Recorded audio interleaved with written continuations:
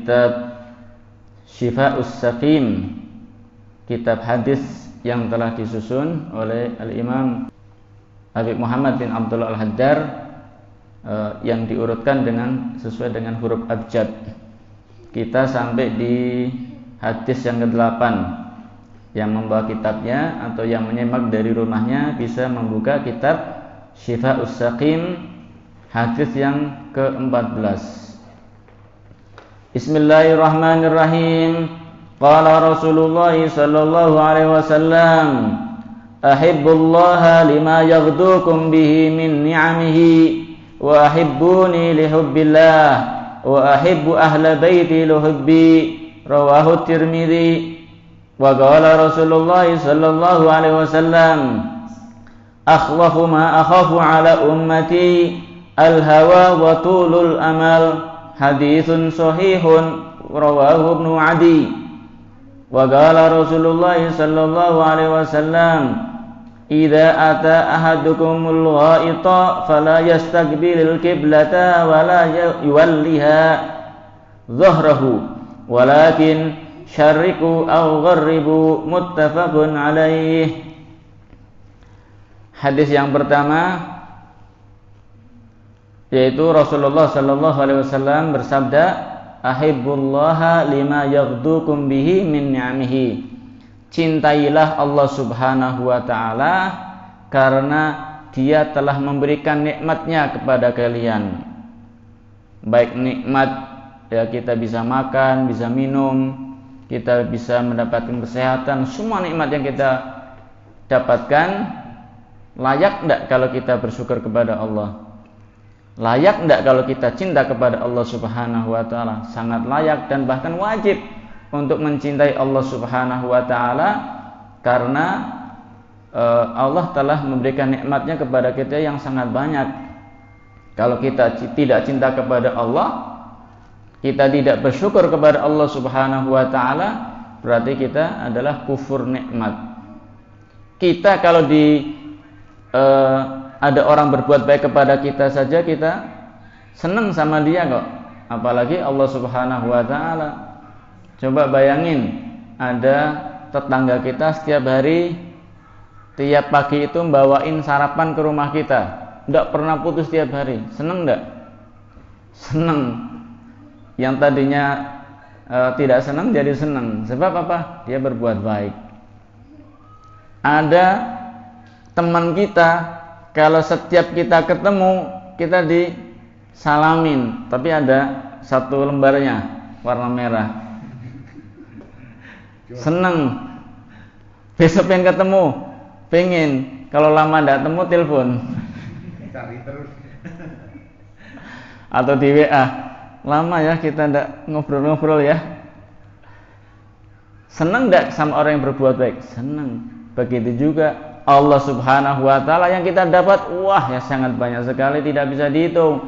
Sangat wajib dan wajib dan wajib kita untuk cinta kepada Allah Subhanahu wa taala. Itu sebab karena kenikmatan yang kita dapatkan dari Allah. Sangat wajar dan sangat wajib. Kita sehat walafiat, makan, minum, tidak hitungan. Sehari kita minum berapa kali, makan berapa kali. Itu makan yang pokoknya, belum cemilannya, belum kita pakaiannya, belum kita kendaraannya, belum kita HP-nya, belum kita ada kuota. Kuota itu juga termasuk nikmat dari Allah Subhanahu wa taala. Alhamdulillah kuota saya tidak pernah habis. Sekali mau habis isi lagi, alhamdulillah ada rezeki dari Allah untuk beli kuota. Orang zaman sekarang disuruh puasa sehari, 2 hari, sebulan kuat. Suruh puasa tidak pakai kuota tidak kuat. Nikmat yang sangat agung dari Allah, kita patut mensyukuri. Wajib bersyukur kepada Allah Subhanahu wa taala, wajib cinta kepada Allah Subhanahu wa taala karena yang kita dapatkan dari Allah sangat banyak. Yang pertama itu. Yang kedua apa? Wa ahibbuni lihubbillah. Dan cintai aku, kata Nabi, karena rasa cintamu kepada Allah. Yang pertama, kamu harus cinta kepada Allah. Yang kedua, Kamu harus cinta kepada Nabi Muhammad sallallahu alaihi wasallam dengan dasar apa? Dengan dasar rasa cinta Allah Subhanahu wa taala. Bagaimana kita tidak cinta kepada Nabi Muhammad sallallahu alaihi wasallam? Dia adalah nabi kita. Dia adalah panutan kita. Dia adalah uswatun hasanah kita, dan nanti di hari kiamat dia yang akan nolong kita, memberikan syafaat kepada kita. Ya, kita wajib cinta kepada Rasulullah sallallahu alaihi wasallam. Kita bisa sholat berkahnya Nabi Muhammad. Kita bisa membaca Al-Quran berkahnya Nabi Muhammad sallallahu alaihi wasallam. Kita bisa menaikkan puasa dan zakat berkah Nabi Muhammad sallallahu alaihi wasallam. Kita bisa duduk di masjid seperti ini berkah Nabi Muhammad sallallahu alaihi wasallam. Kita terlepas dari zaman jahiliyah, dari kezaliman, dari angkara murka berkahnya Nabi Muhammad sallallahu alaihi wasallam. Pantas enggak kalau kita cinta kepada Nabi? Layak enggak kita cinta kepada Nabi? Bahkan wajib untuk cinta kepada Nabi Muhammad sallallahu alaihi wasallam. Kalau sudah mendapatkan kemuliaan dari Nabi tapi tidak mencintai Nabi, ini orang yang celaka, orang yang durhaka kepada Nabi Muhammad sallallahu alaihi wasallam. Semakin kita cinta kepada Nabi, akan semakin dekat dengan Nabi dan akan semakin mulia di hadapan Allah Subhanahu wa taala. Dan orang yang cinta kepada Nabi, insyaallah dan pasti nanti di hari kiamat akan mendapatkan syafaat Nabi Muhammad sallallahu alaihi wasallam. Yang mana pada hari kiamat ini tidak ada yang bisa menolong kecuali hanya Nabi Muhammad. Di hari kiamat ini ada bocoran nih. Jadi di hari kiamat itu kita dikumpulkan di padang mahsyar, tempat yang kosong, padang, matahari diturunkan di atas kepala, panasnya luar biasa, sampai berkeringat.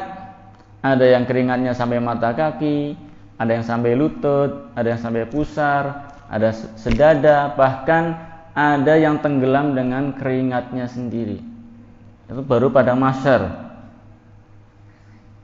Kira-kira panas kayak gitu minta tolong sama bapak, dia kasih pertolongan enggak? Minta tolong sama ibu, kasih pertolongan enggak? Kita minta tolong kepada istri atau minta tolong pada suami, dikasih pertolongan tidak? Tidak bisa, masing-masing mempunyai keadaan yang sama-sama susah. Maka para manusia saat itu datang kepada Nabi Adam. Wahai Nabi Adam, engkau adalah bapaknya manusia, kami adalah keturunanmu, kami minta pertolongan. Kata Nabi Adam, nafsi aku sendiri juga masih belum tentu bisa selamat. Nafsi. Kemudian datang kepada Nabi Ibrahim, datang kepada Nabi Musa, kepada nabi-nabi, tapi jawabannya sama. Akhirnya orang-orang tersebut datang kepada Nabi Muhammad SAW. Wahai Nabi Muhammad, tolonglah kami umatmu. Kata Nabi apa? Analaha, aku yang akan menolong kalian. Hanya Nabi Muhammad yang bisa memberikan syafaat nanti pada hari kiamat. Nah, kalau ingin dapat syafaat Nabi, ya di dunia ini harus cinta kepada Nabi Muhammad sallallahu alaihi wasallam. Jangan di dunia benci, tapi di akhirat ingin mendapatkan syafaatnya. Ini mustahil. Kemudian yang ketiga, ya, cinta kepada Allah, cinta kepada Rasulullah, dan yang ketiga adalah wa ahibbu ahla baiti li hubbi. Cintailah keluargaku karena rasa cintamu kepada aku. Jadi cinta kepada Allah, cinta kepada Nabi, dan cinta kepada keluarga Nabi Muhammad sallallahu alaihi wasallam. Yang dimaksud keluarga Nabi Muhammad itu siapa? yang dimaksud keluarga Nabi Muhammad adalah sahabat Ali bin Abi Thalib, kemudian Sayyidah Fatimah, Sayyidina Hasan dan Husain, begitu juga keturunan keduanya sampai hari kiamat. Ini termasuk Ahlul Bait Nabawi, keluarganya Nabi Muhammad SAW yang patut kita cintai. Allah Subhanahu wa taala berfirman di dalam Al-Qur'anul Karim, "Innama yuridullahu liyudhhiba 'ankumur rijsa ahlal baiti wa yutahhirukum tadhhira." Sesungguhnya Allah Subhanahu wa taala hanya ingin menghilangkan kotoran dari kalian wahai keluarga Nabi Muhammad sallallahu alaihi wasallam, dan akan membersihkan kalian dengan sebersih-bersihnya. Tatkala Allah menurunkan ayat tersebut, Rasulullah sallallahu alaihi wasallam memanggil Imam Ali bin Abi Thalib, memanggil Siti Fatimah, memanggil Hasan, memanggil Husain cucunya Nabi, kemudian ditutup dengan kain. Ya Allah, beliau berkata, "Haula'i ahlu baiti." Ya Allah, mereka inilah keluargaku. Fa ana harbun liman harabahum wa ana wasilmun liman salamahum. Saya akan memerangi orang yang memerangi mereka, dan aku akan berdamai dengan orang yang berdamai dengan mereka. Jadi keluarga Nabi adalah anak keturunan, anak cucu Nabi Muhammad SAW yang harus kita cintai sesuai dengan sabda Nabi Muhammad SAW. Hukumnya adalah wajib. Barang siapa membenci keluarga Nabi Muhammad SAW, maka dia akan masuk neraka. Na'udzubillah min dzalik. Pantas tidak kita cinta kepada keluarganya? Ya pantas. Kita cinta kepada Allah, cinta kepada Nabi, karena dapat keberkahan daripada Nabi Muhammad SAW, dapat manfaat yang sangat banyak. Kita bahkan masih berharap syafaatnya Nabi. Tapi kalau benci kepada keluarganya, bagaimana nanti mendapatkan syafaat? Maka dia akan masuk ke nerakanya Allah Subhanahu wa taala karena melanggar perintah Nabi, begitu juga melanggar firman-Nya Allah Subhanahu wa taala. Rasulullah sallallahu alaihi wasallam bersabda, "Lau anna rajulan sofana baina rukni wal maqam wa shalla wa sham wa huwa mubghidun li ali Muhammad dakhalan nar." Barang siapa ada seseorang dia bertawaf di Ka'bah, selalu sholat dan berpuasa, akan tetapi dia benci kepada keluarga Nabi Muhammad, maka sudah pasti dia akan masuk nerakanya Allah Subhanahu wa taala. Na'udzubillah min dzalik. Dan itu yang dipesankan Nabi Muhammad SAW. Kita mendapatkan semua yang kita dapatkan ini, beliau hanya berwasiat untuk berbuat baik kepada keluarga Nabi Muhammad SAW. Nah, kalau yang kita kenal sampai sekarang itu yang kita sebut dengan Habib, itu mereka kalau ditelusuri jalur nasabnya akan sambung kepada Nabi Muhammad SAW. Kita memuliakan mereka, itu juga memuliakan Nabi Muhammad SAW. Jangan sampai ada di antara kita yang benci kepada salah satu daripada anak cucu Nabi Muhammad SAW. Jangan sampai kita teradu domba, apalagi zaman sekarang, masya Allah, hanya urusan dunia, hanya urusan pangkat dan derajat di hadapan manusia, suka mengadu domba, memfitnah sebagian daripada keturunan Nabi Muhammad SAW. Kita tidak usah ikut-ikutan, karena tidak ada manfaatnya kita di dunia, bahkan bisa mengantarkan ke nerakanya Allah nanti di akhirat. Na'udzubillah min dzalik. Rasulullah SAW bersabda, "Ayyuhan nas, innama ana basyarukum mislukum, yushiku an ya'tiya rasulu rabbi fa ujib, wahai sekalian manusia, saya adalah manusia seperti kalian semua. Saya khawatir sebentar lagi saya akan dipanggil oleh Allah Subhanahu wa taala, datang utusan Allah untuk memanggil saya, dan saya akan menjawab panggilan Allah tersebut. Inni taraktu fikum as-saqalain. Aku meninggalkan kepada kalian dua hal. Kitabullah fihil huda wan nur. Yang pertama adalah kitabullah Al-Qur'an. Di dalamnya ada petunjuk, di dalamnya ada cahaya yang menerang kehidupan. Fakhudhu bi kitabillah wastamsiku bihi. Maka ambillah apa yang kau perlukan dari Al-Qur'an dan pegang teguhlah Al-Qur'an tersebut sebagai pedoman hidup kalian. Yang kedua apa? Wa ahla baiti, dan keluargaku. Udzakkirukumullah fi ahli baiti, udzakkirukumullah fi ahli baiti, udzakkirukumullah fi ahli baiti. Aku ingatkan kalian kepada Allah untuk selalu berbuat baik kepada keluargaku. Rasulullah mengulangnya sampai 3 kali. Ini sangat wajib ya bagi kita untuk cinta kepada keluarga Nabi Muhammad SAW. Dan seperti yang kita lihat dalam kehidupan kita, ya karena mereka adalah darah daging Nabi Muhammad SAW, maka otomatis mengalir di dalamnya gen Nabi Muhammad SAW, senantiasa berdakwah, menyampaikan kebenaran, mengajak kepada kebenaran, mengajak kepada kebaikan, dan mencegah segala kemungkaran. Nah ini mereka membawa misi dari Nabi Muhammad SAW. Kita menjadi panutan buat kita. Kita menjadi pengikut mereka, para keturunan Nabi Muhammad SAW.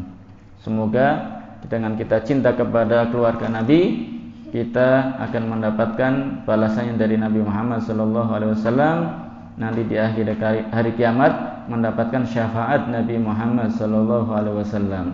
Amin Allahumma amin. Akan tetapi perlu diperhatikan ikhwan dan akhwat, di akhir zaman ini penuh dengan fitnah. Ada sekelompok orang ini sangat benci dengan Arab, alergi. Apa-apa itu alergi. Ada orang pakai gamis, alergi. Ada orang berjenggot, alergi. Ada orang nyebut Habib, alergi. Nah, ini mereka tidak betul, tidak pas. Karena apa? Menafikan daripada Rasulullah SAW. Rasulullah adalah Nabi utusan Allah. Rasulullah adalah berbangsa Arab. Ini adalah pakaian sunnah Nabi Muhammad SAW. Kalau belum bisa memakai sunnah Nabi, ya tidak apa-apa, tapi jangan menyalahkan orang yang mengikuti sunnah Nabi Muhammad SAW. Kalau misalnya kita dalam keseharian kita masih bekerja, kita masih sholatnya hanya sholat 5 waktu, kita ngajinya masih kurang, pakaiannya biasa, ya tidak apa, tidak masalah. Tapi yang penting tidak menyalahkan orang-orang yang mengikuti sunnah Nabi Muhammad SAW. Jangan alergi dengan sesuatu yang berbau Arab, karena Nabi Muhammad adalah berbangsa Arab. Nabi Muhammad berbahasa Arab. Al-Quran bahasanya Arab. Nanti di hari kiamat di surganya Allah, di surga berbahasa Arab. Yang alergi dengan Arab tidak usah masuk surga, karena di surga bahasanya Arab. Bisa bahasa Arab. Loh, di surga yang boleh masuk surga bahasa Arab loh ya. Masa di surga pakai bahasa isyarat. Bilang ke malaikat pengen anggur. Apa anggur itu? Pakai bahasa Arab. Buah yang gini-gini, bundar-bundar kecil. Pengen durian. Malaikat. Ini digambarin ada lancip-lancipnya. Nah, pengen minuman dari madu, gambarnya susah. Ya? Harus bahasa Arab di akhirat di surga. Makanya belajar bahasa Arab. Lah orang yang alergi bahasa Arab nanti ditanya sama malaikat, dulu katanya kamu benci bahasa Arab, benci sama pakaian Arab, kenapa kamu mau masuk surga? Subhanallah, ya. Ya, maksudnya bukan berarti yang masuk surga tidak bisa bahasa Arab nanti dia di sana diem aja atau pakai bahasa isyarat, enggak. Jadi nanti dilalahnya itu bisa bahasa Arab. Ya. Syaratnya apa? Yang penting masuk surga dulu. Masuk surga insya Allah bisa. Ya. Ya, untuk masuk surga caranya bagaimana? Ya tadi mengaji, kita belajar bahasa Arab supaya bisa mendalami Al-Quran dan hadis. Tidak boleh benci kepada Arab atau sesuatu yang dinisbatkan kepada Nabi Muhammad SAW. Kita belum mampu, ngaku saja kita belum mampu. Pelihara jenggot saya belum mampu, saya pakai gamis belum mampu, saya pakai imamah, pakai sorban belum mampu. Ya sudah. Tapi jangan sampai menyalahkan orang-orang yang mengikuti sunnah Nabi Muhammad SAW karena alergi berbahaya. Ini virus yang sangat berbahaya, tidak mematikan di dunia tapi juga mematikan nanti sampai akhirat, bisa mencelakakan kita, menjerumus kita dalam api neraka. Na'udzubillah min dzalik. Begitu juga ada sekelompok orang sekarang ini yang menganggap bahwa Nabi Muhammad keturunannya terputus, sebab anak laki-laki dari Nabi Muhammad wafat ketika mereka masih kecil. Sekarang anak cucunya Nabi melalui jalur perempuan, yaitu Siti Fatimah. Ada sebagian golongan juga mengatakan berpendapat seperti itu. Ini juga pendapat yang sangat-sangat salah sekali, tidak berlandaskan dari Al-Quran, tidak berlandaskan dari hadis. Ini berlandaskan dari hawa nafsu saja. Mohon diingat, sekarang banyak orang seperti itu. Lah, kita jangan sampai ikut-ikutan. Itu Nabi kita harus memuliakan Nabi dan keluarganya. Ada di dalam hadis-hadis yang sahih yang mengatakan, ya, bahwa keturunan Nabi Muhammad itu melalui jalur Sayyidah Fatimah Az-Zahra, khususiyah bagi Nabi Muhammad SAW. Ya, bahwa Nabi Muhammad bersabda, Rasulullah SAW bersabda, kullu bani abin asobatun illa ibnati Fatimah fa ana waliyuha wa asobatuha.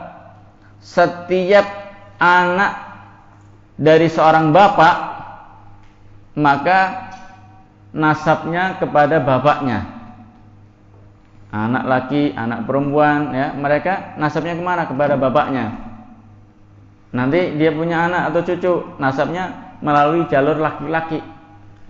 Kecuali putriku, kata Nabi Muhammad, yaitu Siti Fatimah. Fa ana waliyuha wa asobatuha. Saya adalah walinya dan saya adalah nasabnya. Sudah dinas, diucapkan Nabi Muhammad SAW, hadis yang sahih, itu tidak terbantahkan, khususiyah bagi Nabi Muhammad SAW. Barang siapa mengingkari, maka mengingkari Nabi Muhammad SAW. Barang siapa menafikan keturunan Nabi Muhammad SAW, keluarga ahlul bait Nabi Muhammad SAW, maka dia tidak termasuk ada iman di dalam hatinya. Aroma imannya aja tidak tercium, apalagi di dalam imannya, karena membantah, melanggar daripada sabda Nabi Muhammad SAW. Ya, jadi ahlul bait Nabawi, ahlul bait Rasulullah SAW itu melalui jalur Siti Fatimah Az-Zahra, jalur perempuan, pengecualian dari Nabi Muhammad SAW. Punya putra yaitu Al Hasan, kemudian Al Husain, dan dari keduanya ini turun menurun keluarga Nabi Muhammad SAW. Orang-orang yang ingkar kepada keturunan Nabi, mereka berdalih dengan Al-Quran. Maka Muhammadun aba ahadim mir rijalikum walakin Rasulullah wa khataman nabiyyin. tidaklah Muhammad ini adalah bapak salah seorang di antara kalian. Hanya saja Rasulullah adalah utusan Allah dan penutup para nabi. Ini orang yang berdalih seperti itu tidak mempelajari asbabun nuzul. Itu adalah ayat yang turun kepada sahabat Zaid bin Harithah.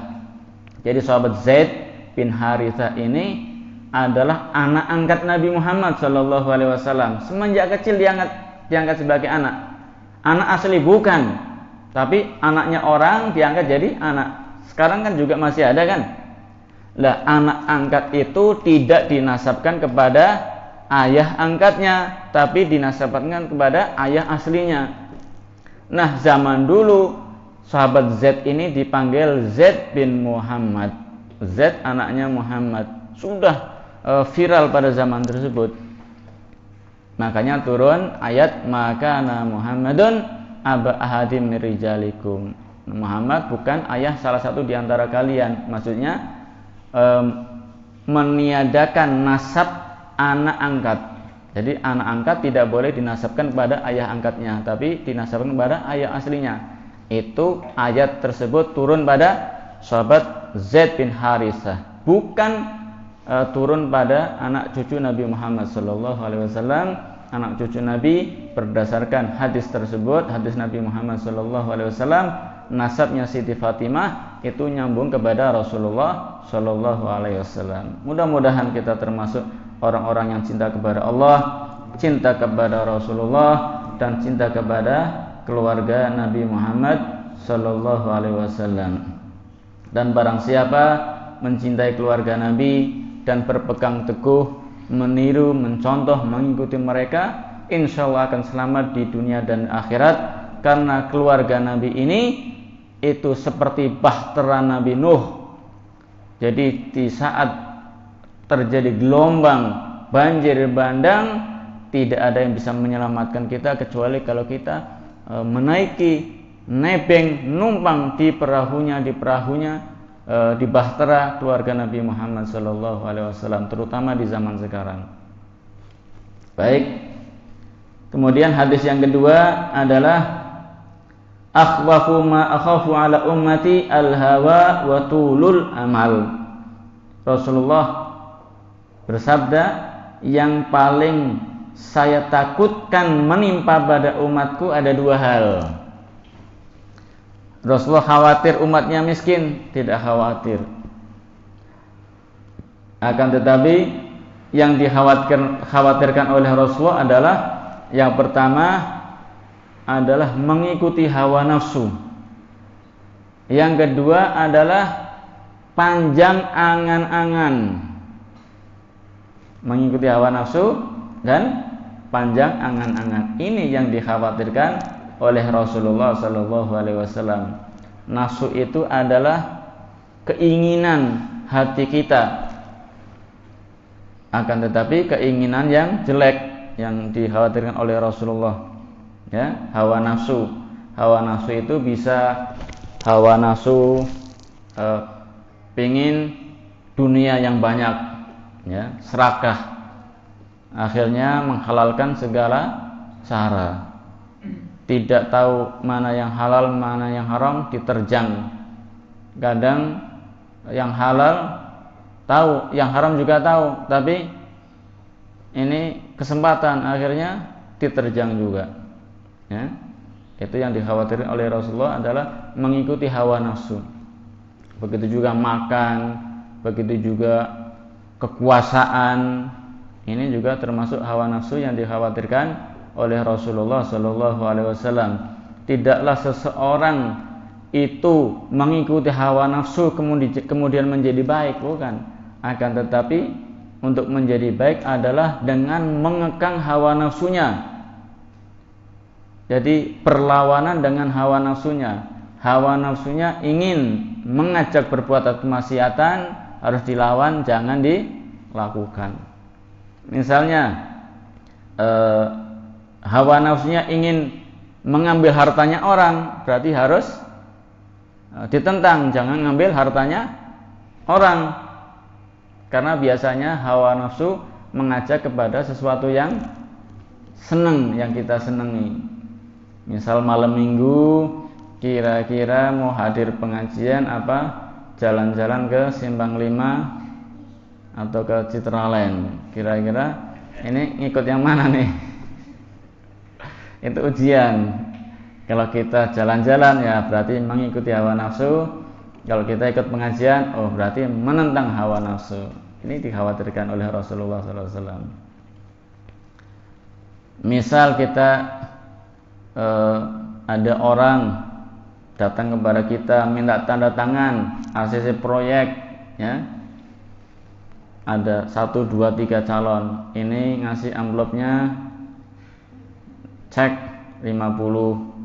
Ini ceknya 100, ini ceknya 200, ya. Mungkin ada yang keempat tidak bawa cek apa-apa, kira-kira kita tanda tangan yang berapa? Kalau kita tanda tangan, wah ini yang tidak pakai cek itu program paling bagus, oh berarti menentang hawa nafsu. Tapi kalau yang diteken yang 200 tadi, berarti mengikuti hawa nafsu. Ini termasuk yang berat. Ikhwan dan akhwat, diuji dengan sesuatu yang nikmat itu berat. Kira-kira kita bisa kuat enggak? Ngomong sekarang kuat saya. Coba ada cek nih 50, 100, 200. Enggak ada orang. Nah, ini enggak ada ikhwan dan akhwat, wah bahaya nih saya nih. Saya ambil, saya teken 200. Ujian yang nikmat. Belum tentu kita kuat. Hawa nafsu. Pokoknya intinya hawa nafsu itu mengajak kepada kejelekan, titik. Tidak ada hawa nafsu mengajak kepada kebaikan, tidak ada. Makanya kita diperintah untuk senantiasa melawan hawa nafsu. Sebab dengan melawan hawa nafsu kita akan menjadi selamat, terhindar daripada godaan tadi. Jadi ada godaan setan, ada godaan hawa nafsu, berbeda, ya. Setan punya godaan sendiri, nafsu juga punya godaan sendiri. Setan itu eksternal, nafsu itu internal. Yang melatih nafsu siapa? Ya sebenarnya setan juga. Karena sudah mahir kadang dilepaskan ya. Buktinya apa?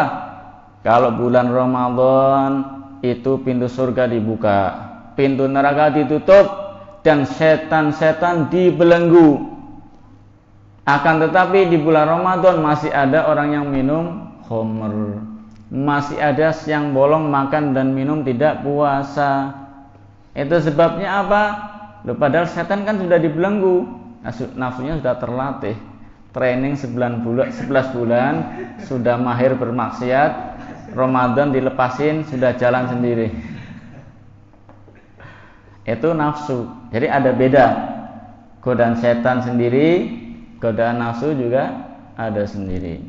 Jadi ada 4 hal ya yang harus kita jauhi, yaitu godaan setan, godaan hawa nafsu, kemudian godaan daripada dunia, seperti dalam qasidah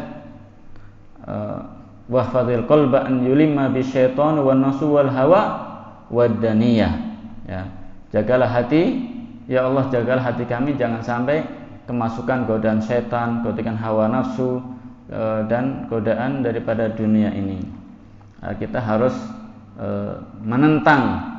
Kalau hawa nafsunya ngajak ke barat, kita ke timur. Kalau nafsunya ngajak ke utara, kita ke selatan, ya, harus ditentang. Imam Busiri mengatakan wa khalifin nafsa wasyaitana wa'sihima wa inhuma mahadakan nusha fattahimi. Kalian harus menentang hawa nafsu dan menentang setan, dan meskipun mereka memberikan ajakan kepada kebaikan harus ditentang, karena pada hakikatnya, pada aslinya hawa nafsu selalu mengajak kepada kejelekan.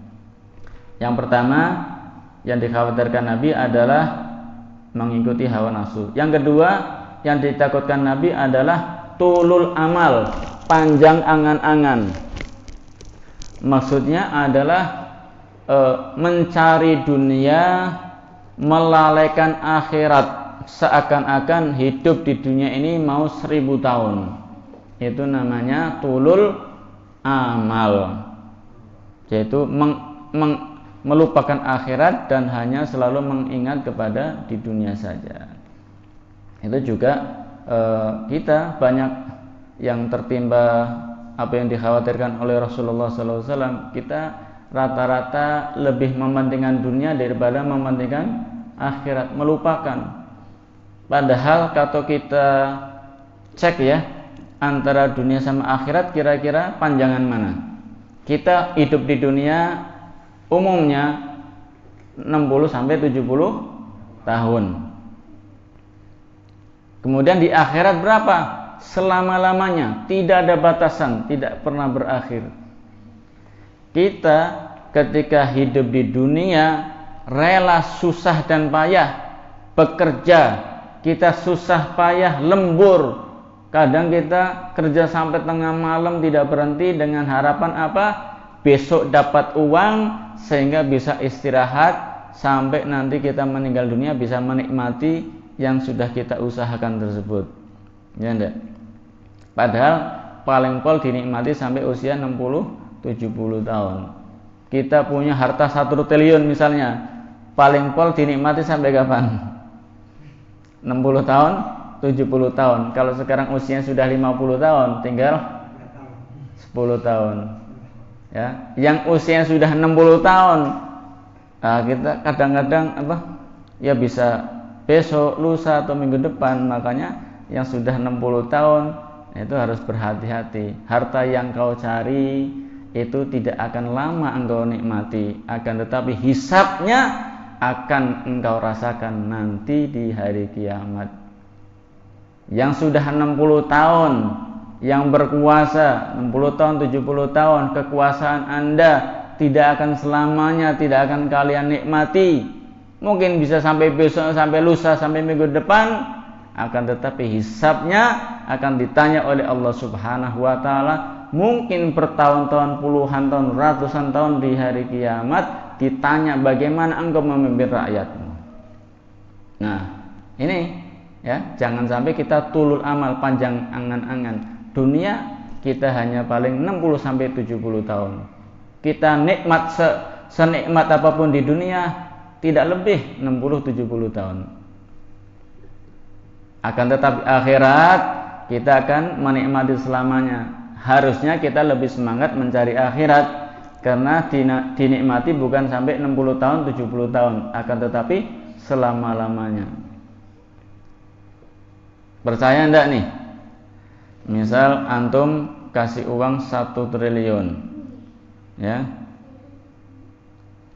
bisa beli rumah, tanah, kebun, sawah, mobil mewah, ya, untuk hidup 7 turunan masih cukup. Misalnya kamu diberi usia sampai 200 tahun, bisa nikmati.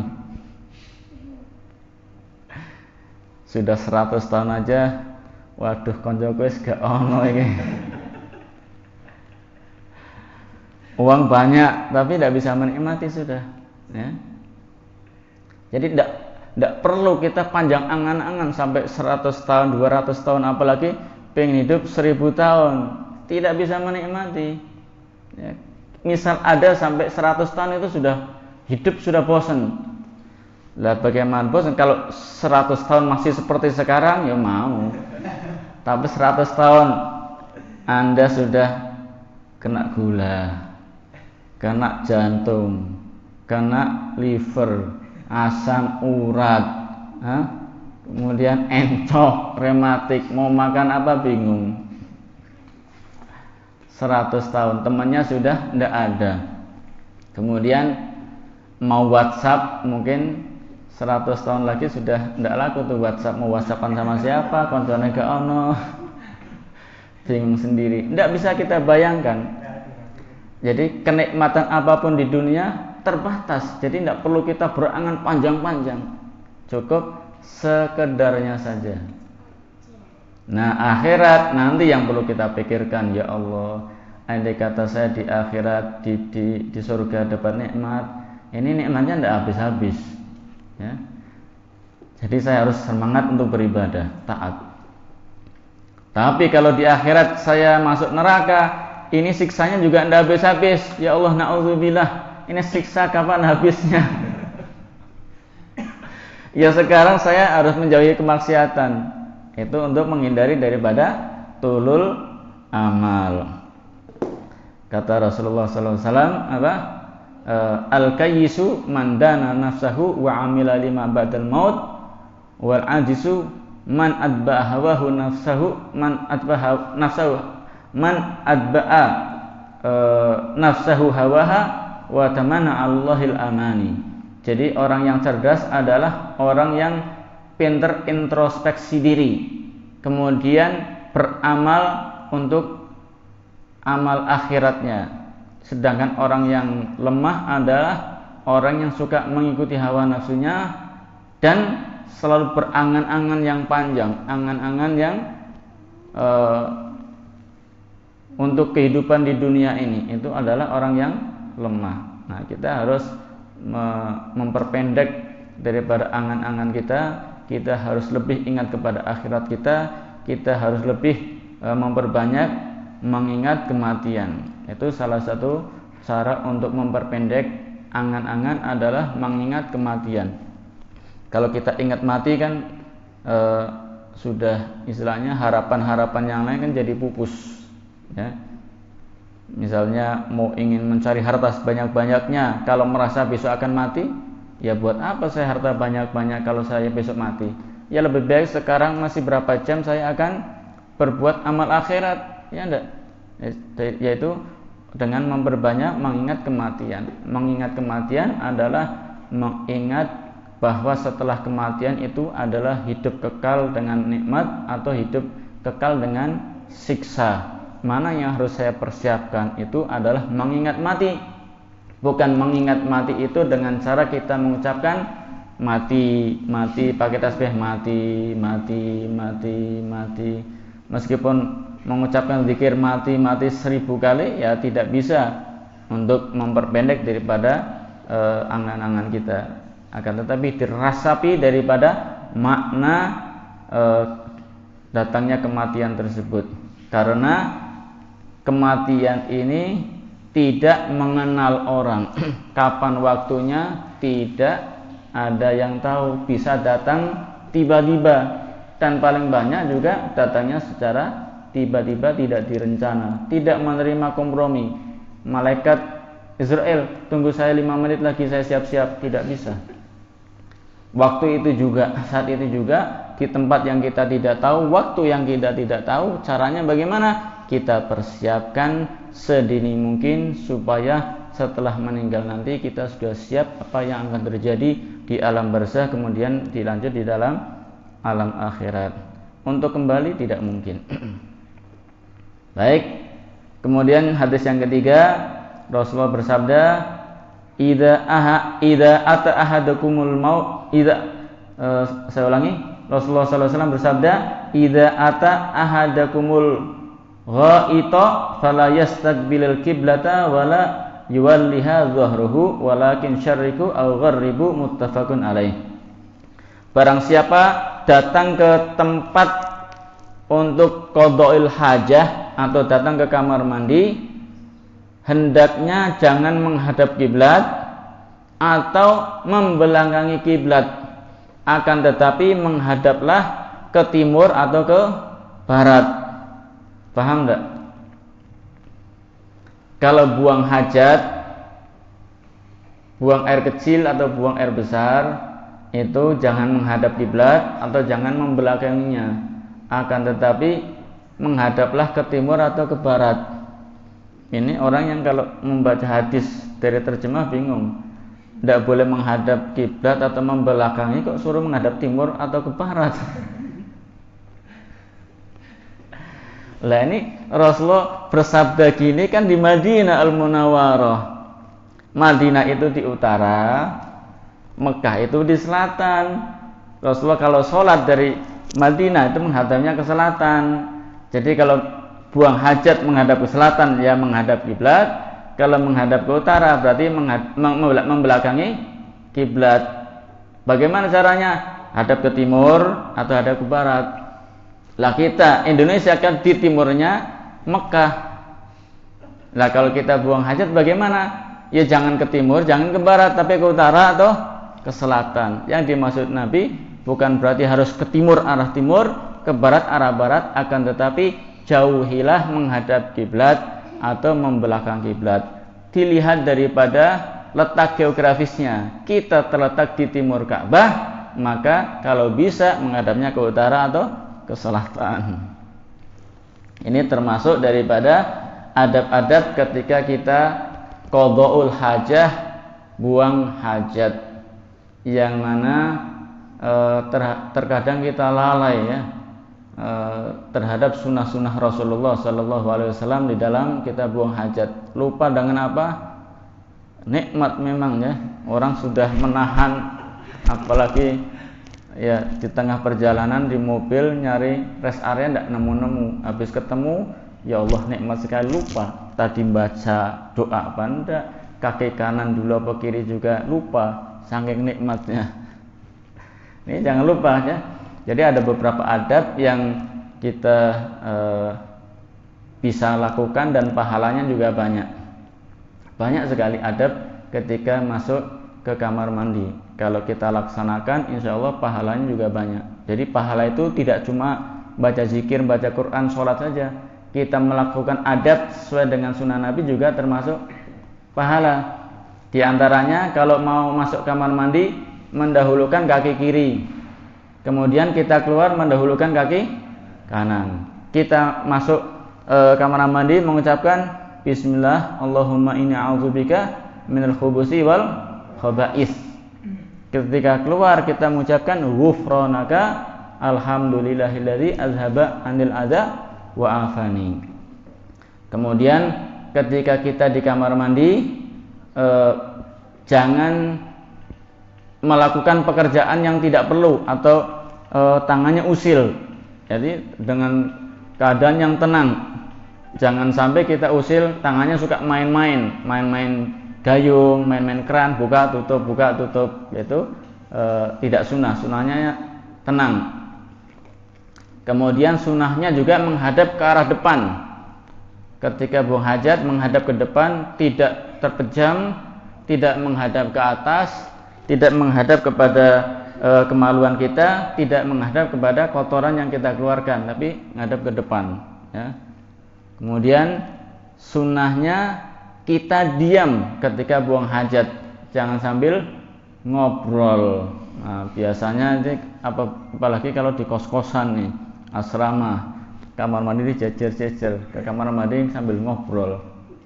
Ada lagi kalau di kamar mandi sambil nyanyi, penyanyi kamar mandi, jauh dari sunnah Nabi Muhammad Sallallahu Alaihi Wasallam ya. Apalagi ini biasanya tuh orang kalau kamar mandi sambil buang hajat sambil rokokan. Supaya apa? Katanya biar keluarnya gampang. Kalau saya bayangkan apa enggak, ya Allah enggak jijik ya disedot. Itu hawanya kamar mandi apa enggak kesedot? Ya mungkin kalau merokok di alam bebas masih mending ya. Tapi kalau di kamar mandi ya janganlah. Takutnya juga penyakit juga ikut kesedot lah. Ya, nanti bisa ditunda di luar setelah selesai. Jangan di kamar mandi. Adabnya tidak bicara ya, tenang. Kemudian di antara adabnya lagi adalah dianjurkan buang hajatnya di tempat yang tidak terlihat orang, tidak terdengar suaranya, tidak tercium aromanya. Itu paling afdol ya. Jangan sampai kita buang hajat di tempat-tempat yang ini tiganya, kelihatan orang atau tercium aromanya, terdengar suaranya. Makanya perlu diperhatikan ketika kita membuat rumah atau membangun suatu masjid ya, kamar mandinya diletakkan jangan sampai diletakkan paling depan.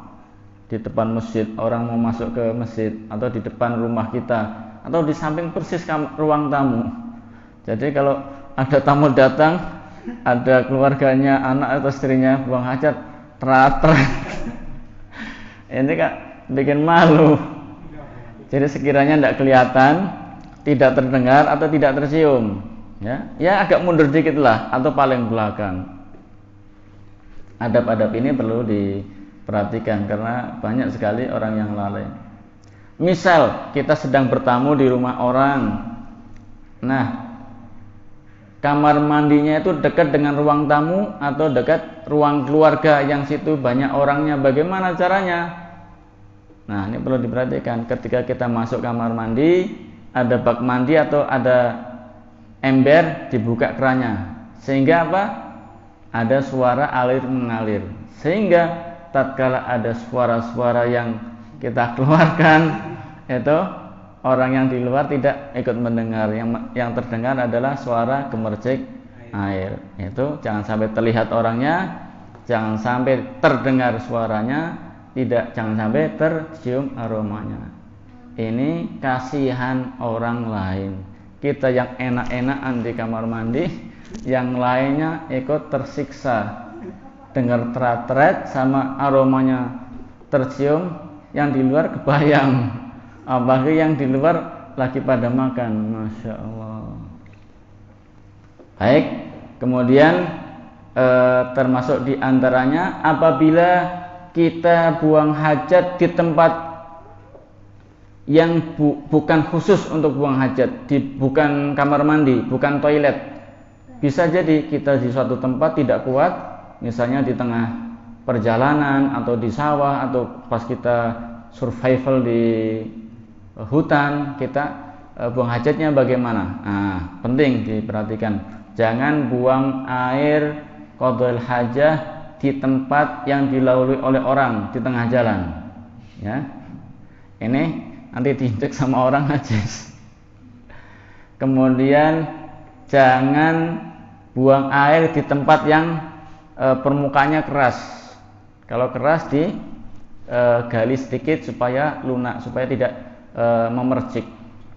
Kemudian jangan buang air yang berlawanan dengan arah angin. Misalnya anginnya lagi ke selatan, ya buang airnya jangan ke arah utara, nanti persiknya balik, ya ke selatan atau ke timur atau ke barat. Kemudian jauhi tempat-tempat yang dijadikan tempat berteduh. Nah, ini penting sekali, karena banyak sekali orang yang tidak sadar, begitu merasa kepingin buang hajat, langsung di situ. Misalnya halte.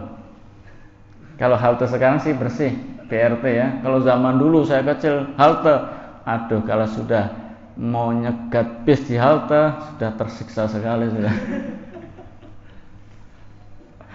Depannya keramik kan, tapi belakangnya Masya Allah, itu menyiksa orang, berdosa ya. Kalau terpaksa di luar ruangan, cari tempat yang bukan untuk berkerumun.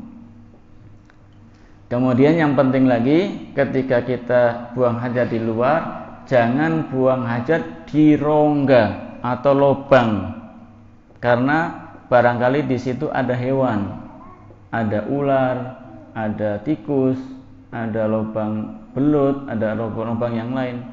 Kemungkinan mengganggu hewan yang ada tersebut, ada kemungkinan dia yang akan terganggu oleh hewan tersebut. Ya, ular misalnya kita buang hajat, pipis, lainnya kok tidak ada hujan, ada angin, kok kebanjiran, kok panas ini, hangat lumayan. Dia lihat ke atas, lu kok sama-sama ular dicokok. Lah ularnya dia ada giginya, ada bisa. Lah ularnya Anda. Maldorat. Jadi hati-hati nih, apalagi yang suka survival ke hutan nih, bahaya. Di hutan itu banyak hewan. Jadi kalau buang hajat, jangan sekali-kali itu ada rongga, kencing di situ. Cari sampingnya, berbahaya sekali. Nah, dan lain sebagainya. Intinya ketika kita menunaikan hajat itu menggunakan adab-adab. Salah satu adabnya adalah tidak menghadap kiblat atau membelakangi kiblat. Caranya adalah karena posisi kita, geografis kita di timur Ka'bah, maka menghadapnya ke utara atau ke belakang. Adapun di dalam hadis katanya suruh ke timur atau ke barat, karena posisi Nabi geografisnya di kota Madinah, utaranya Mekah, maka kalau menghadap ke selatan, menghadap ke kiblat, ke utara juga membelakangi kiblat. Makanya kalau yang di Madinah ke timur atau ke barat. Wallahu a'lam bishawab. Semoga memberikan pencerahan buat kita dan keberkahan buat kita semua. Amin Allahumma amin birahmatika ya arhamar rahimin. Ada beberapa pertanyaan dari ikhwan.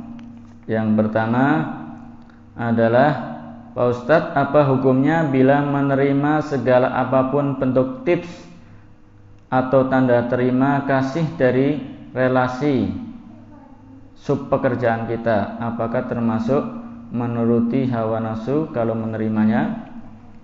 Kalau kita sebagai pejabat publik atau sebagai pemerintahan, atau kita mendapatkan posisi pada suatu instansi, maka yang boleh kita dapatkan hanya gaji saja. Selain gaji tidak boleh. Sebab apa? Kalau kita tidak sebagai pejabat tersebut kan tidak mendapatkan yang lain.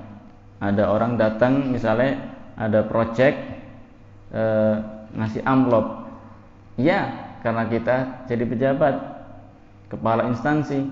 Coba kita bukan kepala instansi, apakah orang tersebut mau ngasih amplop juga? Tidak kan? Berarti tidak boleh. Tapi kalau dari dulu dia suka ngasih, memang teman, sebelum kita jadi pejabat dia suka ngasih, kirim roti, kadang ketemu kita ngasih amplop, kadang ngasih gula, ngasih teh, diterima, tidak apa-apa, karena memberinya bukan karena jabatan kita. Ya, jadi tidak masalah. Tapi kalau memberi sesuatu itu karena jabatan, andai kata kita tidak menjabat, tidak dikasih, berarti haram untuk diambil, termasuk gratifikasi. Ya, gratifikasi dalam bahasa fikihnya adalah rashwah. Ar-rashi wal murtashi finnar. Orang yang beri suap ataupun yang disuap sama-sama masuk neraka, naudzubillah min dzalik. Yaitu dilihat kalau pekerjaan ini, kalau pekerjaan pribadi ya tidak masalah, ya. Tapi kalau pekerjaan ini karena Anda tanda tangannya itu sebagai suatu pejabat di suatu instansi atau pejabat publik atau pemerintahan, tidak boleh.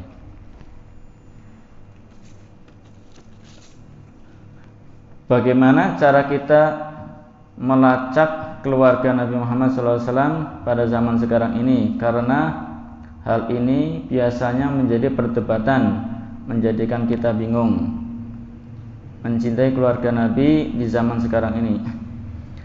Kita merujuk kepada ahli nasab. Jadi ulama-ulama ada yang mengkhususkan atau punya spesialis di dalam ilmu nasab. Karena nasab Nabi Muhammad apalagi itu tercatat. Jadi Rasulullah mempunyai cucu adalah Hasan dan Husain. Hasan punya anak siapa saja, Husain punya anak siapa saja, kemudian punya anak siapa saja, itu ada tercatat dalam ulama yang faknya atau spesialisnya dalam ilmu nasab. Tidak boleh sembarangan mengatakan ini cucu Nabi, ini bukan cucu Nabi, kecuali setelah kita cross check kepada ahli nasab tersebut. Adapun kalau di Indonesia untuk yang mencatat daripada zuriyahnya Rasulullah SAW, ada suatu organisasi yang disebut dengan Rabithah Alawiyah. Di situ dalam salah satu bagiannya itu mencatat dari keturunan Nabi yang ada di Indonesia. Bahkan setiap menikah kemudian lahir satu anak, wajib lapor kepada instansi tersebut sehingga tercatat betul. Jadi tidak boleh mengatakan ini keturunan Nabi, ini bukan keturunan Nabi, asal kita ngomong, akan tetapi harus merujuk kepada ahli nasab tersebut. Dan juga tidak serta-merta kita menafikan langsung, ya, karena apa? Dari sumber-sumber internet, dari sumber-sumber media online tidak boleh, harus kepada ulama yang berkompeten dari segi nasab. Yang menjadi perdebatan itu barangkali di ujungnya. Kalau ke bawah sini saya kira tidak terjadi perdebatan. Karena tercatat yang menjadi perdebatan sengit itu adalah keturunan itu biasanya melalui jalur laki-laki. Memang kaidah adalah keturunan itu dari jalur laki-laki, nasab, kecuali adalah nasabnya Nabi Muhammad SAW, karena beliau sendiri Nabi Muhammad sudah menyatakan semua nasab dari jalur laki-laki kecuali nasabnya saya dari jalurnya perempuan Siti Fatimah. Jalurnya dari Siti Fatimah ya. Hanya satu tok ke bawah tetap harus jalur laki-laki. Itu pengecualian dari Nabi Muhammad SAW. Tadi dikatakan apa? Kullu bani abin asobatun illa ibnati Fatimah. Setiap anak laki-laki itu nasabnya kepada ayahnya, kecuali setiap seseorang nasabnya kepada ayahnya, kecuali putriku Fatimah. Fa ana waliyuha wa ana asobatuha. Saya sebagai walinya dan saya sebagai nasabnya. Nanti keturunannya Siti Fatimah nasabnya nyambung kepada Rasulullah SAW, yaitu Al Hasan dan Al Husain. Nah, dari Al Hasan dan Husain kembali kepada kaidah yang baku melalui jalur laki-laki. Yang melalui jalur perempuan hanya Siti Fatimahnya saja. Hasan dan Husain ke bawah, yang jalur laki-laki nasab. Mungkin yang diperdebatkan hanya itu. Kalau yang ke bawah, saya kira karena sudah tercatat ya. Yang suka berdebat itu berdalih makana Muhammadun aba ahadim mir rijalikum dari Al-Qur'anul Karim. Tadi saya sudah sampaikan bahwa ayat tersebut itu turun kepada sahabat Zaid bin Harithah. Karena apa? Dia adalah anak angkat, tidak dinasabkan. Bukan mengomentari tidak turun kepada nasabnya Nabi Muhammad SAW, bukan, tapi turun pada Zaid bin Harithah.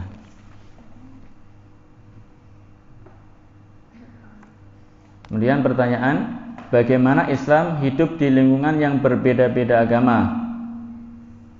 Apakah Baitul Mal bisa mencukupi kehidupan umat di akhir zaman? Rasulullah SAW diutus di tengah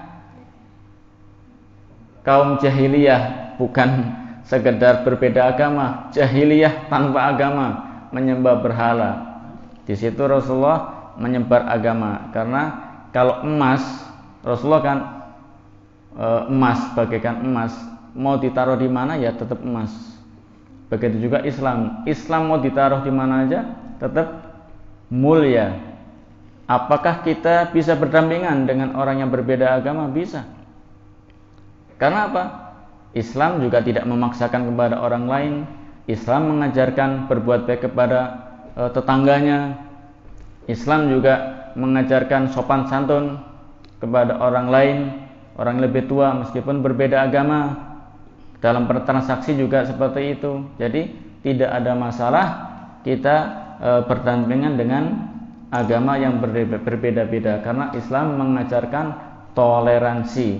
Jadi Islam itu tidak radikal, Islam itu bukan teroris, tapi Islam itu toleransi. Kemudian, apakah Baitul Mal bisa mencukupi kehidupan umat di akhir zaman? Baitul Mal adalah suatu lembaga keuangan yang dikelola oleh negara. Maksudnya adalah negara khilafah. Ada khalifah nanti membentuk suatu badan keuangan, yang mana keuangan tersebut untuk menjalankan pemerintahan. Begitu juga untuk menyantuni fakir dan miskin, orang-orang yang terlantar. Nah, untuk karena sekarang tidak ada khilafah, mungkin berdiri negara-negara kecil, maka ya anggaplah Baitul Malnya itu adalah kas daripada negara-negara tersebut, khusus untuk warga negara tersebut. Saya kira kalau dijalankan sesuai dengan aturannya akan sangat cukup ya. Mungkin itu yang bisa saya sampaikan, mudah-mudahan bisa bermanfaat, dan insyaallah kita akan kembali bertemu di waktu dan tempat yang sama dalam kajian Anwarul Haramain setiap hari Sabtu pukul 19.30 di Masjid Hotel Gracia Semarang. Mudah-mudahan kita diberi taufik dan hidayah senantiasa bisa menghadiri majelis taklim, menghidupkan sunnah Nabi Muhammad SAW, menuntut ilmu sampai kita mati. Amin Allahumma amin birahmatika ya arhamar rahimin. Wabillahi taufiq wal hidayah. Wassalamualaikum warahmatullahi wabarakatuh.